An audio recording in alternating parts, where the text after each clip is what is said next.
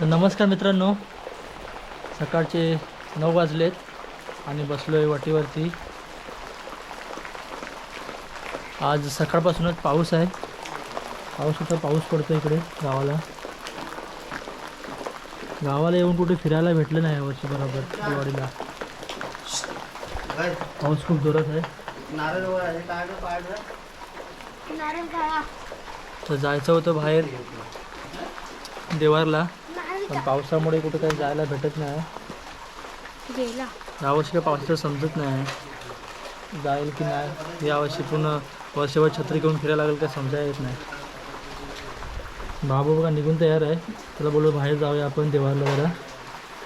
बघा बाबाने बॅस्की बनवली आहे, चालू आहे बनवायची.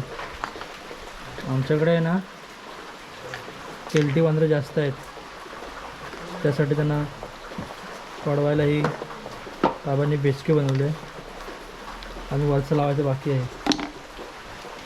तर बघूया, पाऊस गेल्यावरती आपण जाऊ बाहेर जरा देवारला जाऊन येऊ. तर आता आहे ना आणि नारळावरून नारळ काढतोय. नारळावर नारळ झाले काढतोय.